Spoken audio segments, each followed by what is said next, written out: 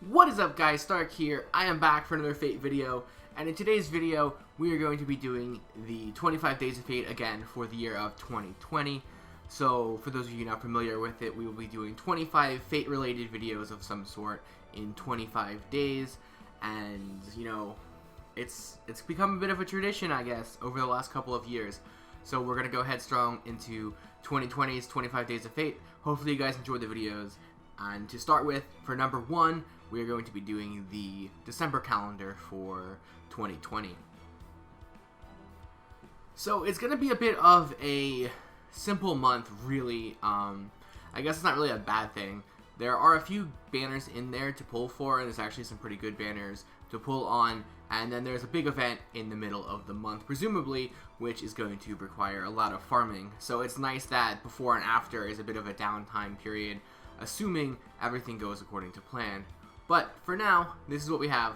So for the 1st of December is going to be a banner that's already out. It's going to be Lost Belt 3 Part 1. So this will feature characters like Yang Yu, Xin Ling Yu, and Lan Ling. And they're all pretty good characters, but my recommendation is to wait for Part 2 before pulling on Part 1, unless there's a specific character in there that you actually really want. And this banner is going to be the same for the 2nd and the 3rd. And then on the 4th, it'll all be the same for Part 1, but we do get Part 2's banner as well. So Part 2's banner brings out Mothman, who's going to be the featured character for the month of December. He's going to be a 5-star ruler who is going to be a very good character. Definitely a character that I really want to get. But one of the main reasons why I say pull on Part 2 before Part 1 is because of the other characters. So Yu is a 4-star assassin and Red Hair is a 3-star writer. Both of these characters are story locked. So once this banner goes away, they'll be locked into the story banner unless they get a rate up in the future. So, you know, now I've been playing the game. Well, I've been playing the game since day 1, but I've kind of come to the realization now, and maybe, yeah, it took me 5 years to get here, but pull for story characters. You know, they get locked out of the banners, and then you won't be able to pull for them unless they're rated up. And sometimes you have to go out of your way to pull for those characters on banners you might not normally want to pull for because they're on the banner, but maybe the 5-star character is really not a character you want. So the way I'm going to be playing this going forward is I'm going to be rolling for story-locked characters, and, you know, I'll go for other characters later. Now, of course, there are exceptions to this. There are 5-star characters that I definitely want above and beyond anything else in the game. But I'm going to try and roll for story-locked characters and try and get those out of the way so I don't have to worry about them later. Either way, though, I do think this banner is really good, and I do think all the characters on the banner are pretty good as well. So for the 5th of December, Xin Ling Yu is going to fall off, and I also want to note that the Part 2 banner is going to stay the exact same the entirety of the event. There's no special rate ups. All 3 of the characters are going to be rated up the exact same way the entirety of the event, which is pretty cool, so you guys can wait, and if you know, maybe get paid a different day, you don't have to worry about specific rate ups for that. So the 6th, we're going to have Xin Ling Yu come back, and the 7th, all 3 characters are rated up again for Part 1. This will be the same for the 8th and the 9th, and that will also be the final day of the Part 1 banner. So make sure you have any pulls done by then for Part 1. Part 2 goes on a bit longer than that. So Part 2 will continue to the 10th, the 11th, and then on the 12th, we have, presumably we have a new banner and a new event coming out to the game. So there's a lot of rumor, speculation, whatever you want to call it, about this new Christmas event for the Quetzalcoatl ruler. It's only ever come out on Japan once. You can say whatever you want about it, copyrights or whatever, as to why we haven't gotten this event again. And maybe Global doesn't get this event. Maybe Global gets a different event. Maybe Global gets a, you know, Global only unique event where we don't get this character, but we get a different character that follows the same structure. I think that would be a bit much. I do remember in the Caltia broadcast that Tucson said that expect something unique to Global. That could have just been in reference to the Thanksgiving banner, but my mind wandered away to the potential possibility of us getting a different event character for December. You know, it's probably not going to happen. We'll probably just get what Japan got, and we won't get it again after this.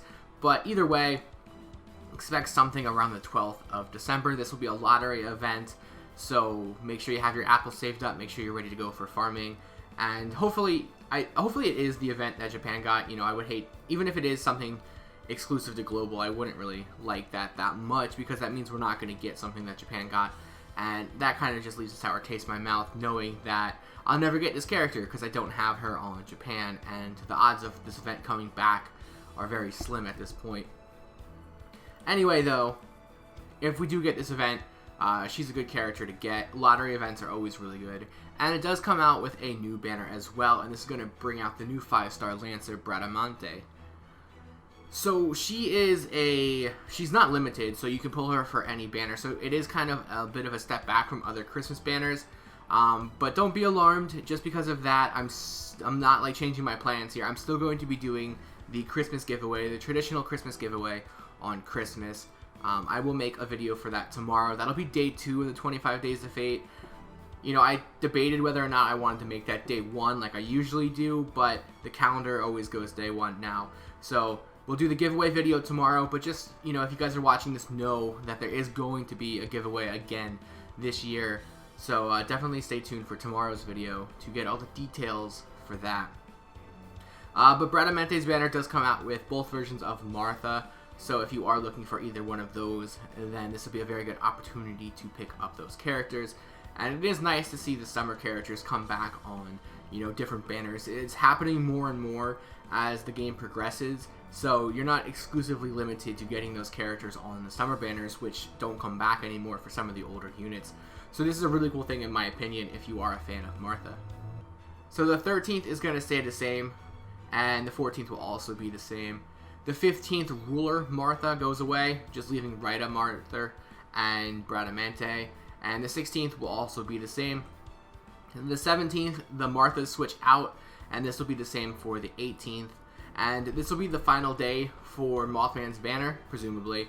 So if you did need to do any pulls by then this is the time to do so. I do think it's a pretty safe bet we are going to get him on the 4th, because it was 1 week from the introduction of Lost Belt number 3, so that would be, technically it would be the 3rd, but we get the banners like at like 11 o'clock or 12 o'clock for my time anyway, so I always push it to the next day because that gives you the full day of pulls. But I think it's a safe bet. And then Bradamante's banner with the new event started on the 12th on Japan, and we're pretty much following suit, so it might be a couple days off here or there, but we should get everything around the same time.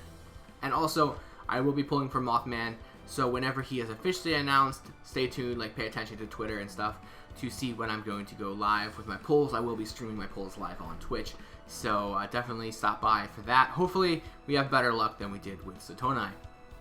Anyway though, the 19th will swap out Bradamante with Quetzalcoatl, the Rider version, so it's a good opportunity to pick her up. But there is a day later on where you can get all the characters, so maybe you want to hold out and maybe get lucky with either or, but that's up to you. The 20th will stay the same, and then the 21st, all the characters will be rated up on Bradamante's banner, so you'll have equal opportunity to get both of the 5 stars. And we are also going to get another banner added into the mix, and this will be for Napoleon.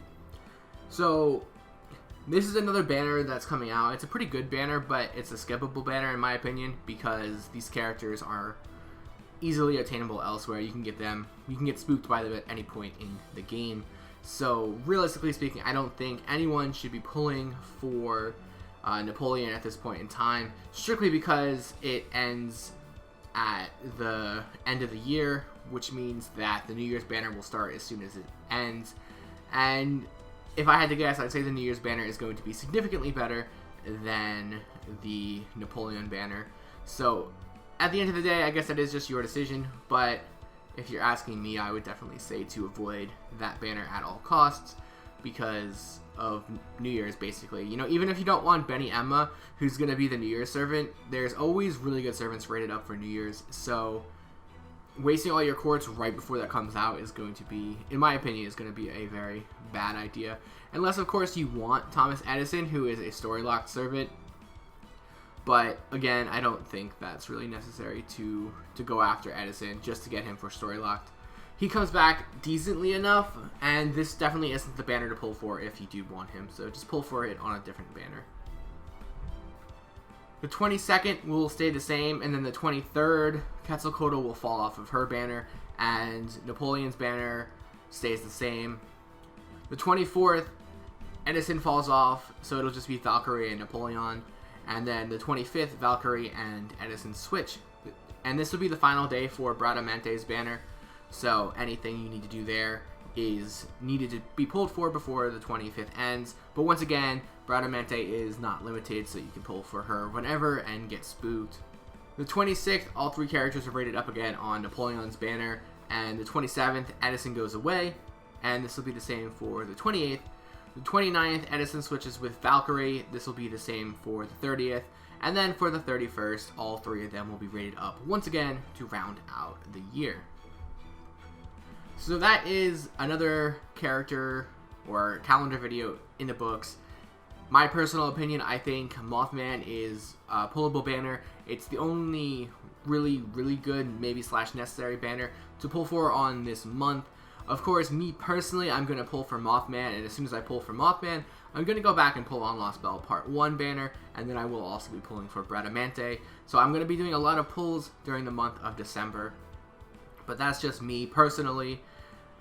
I want those characters, so I'm going to try and get them. I know you can get spooked by Bradamante whenever you want, but I do want to get it out of the way as soon as possible. And if I get spooked later on, it'll just be a Noble Phantasm copy up. But yeah, that's it, guys. As I said, 25 Days of Fate is started, and it's going to be in full force this year. Hopefully you guys enjoy the 25 videos, maybe more, that I have in store for you guys this month. And hopefully my work schedule is not too crazy where I can actually complete this. It's always a challenge to balance making videos with my work, and hopefully I don't fail. I haven't failed yet, so hopefully that doesn't happen this year. So I'm going to try and stay on top of it the best I can. And like I said, tomorrow, day 2, is going to be the giveaway video, so definitely make sure you stay tuned to that. There's going to be the rules and stuff that you have to follow in order to qualify for the giveaway. But for now, guys, I hope you enjoyed the video. If you did, feel free to like, comment, and subscribe. And as always, I do have the links below to my Twitter, Twitch, Patreon, and Discord, so feel free to check those out. And I'll see you guys tomorrow.